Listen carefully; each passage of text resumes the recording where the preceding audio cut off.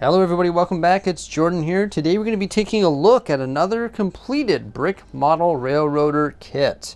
This one here in particular is the 70-ton drop and gondola. You can see I have it connected to the heavy haul train here, and it is quite large when you compare it to that locomotive. So the gondola itself is 37 centimeters long approximately, which works out to 46 studs, and it's also 8 studs wide, or about 7.5 centimeters. So once again, like all BMR kits, just a different scale than your standard Lego RC trains.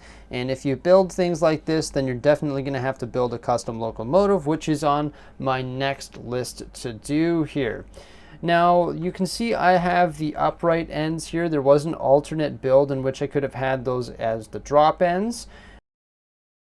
All 4 corners of this build, you will have ladders that will allow workers to get to the top of the rolling stock or car. There is a little brake wheel right here, and I really like these large panels that went on the sides of the gondola using different plates, tiles, cheese wedges, just to get a nice textured look there.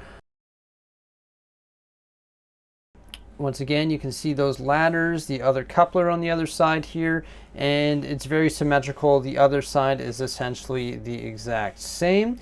Now this one here is empty. There is no payload in it.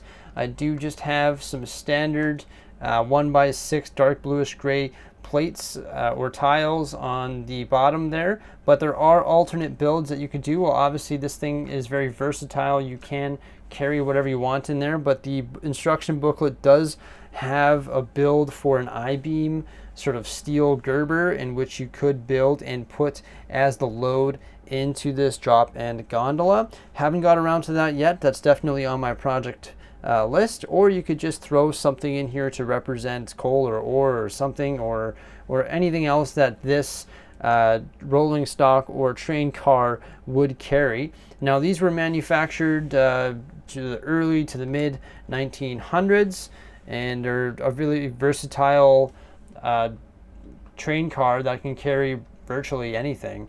On the bottom here we have those detailed, highly detailed trucks. They're not your standard Lego trucks, and also you can see a lot of that 3mm tubing that was cut and placed on the bottom here to represent brake reservoirs and just the braking system that would be controlled by that brake wheel on the side there, and just another detailed truck.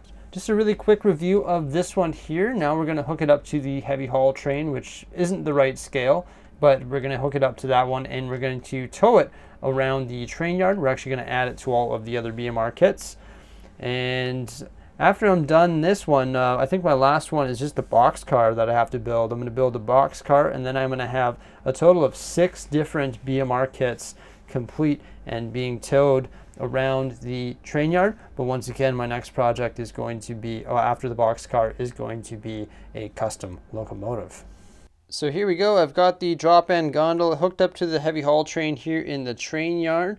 Like I mentioned in all my other videos, I did buy enough parts to build 2 of each of these. I just don't have the trucks and the ball bearings and everything to do, or to hook them up to trains right now. So I just have them sort of sitting in the train yard, and I really don't mind the look of that. It looks pretty good.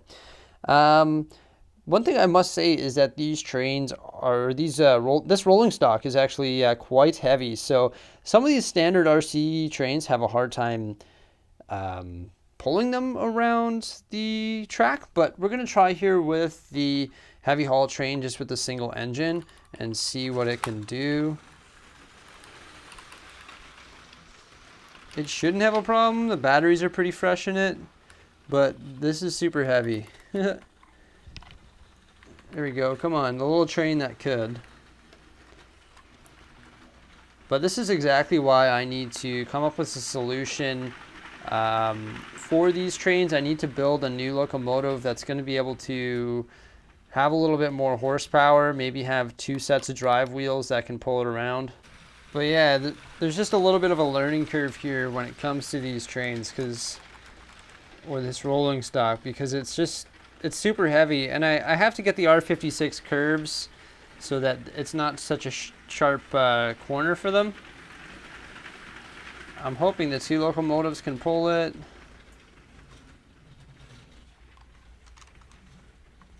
Come on. I know that blue train, I still haven't replaced the batteries on it, but there it goes. It's getting stuck again. But I promise you guys I will have a solution for this in the very near future.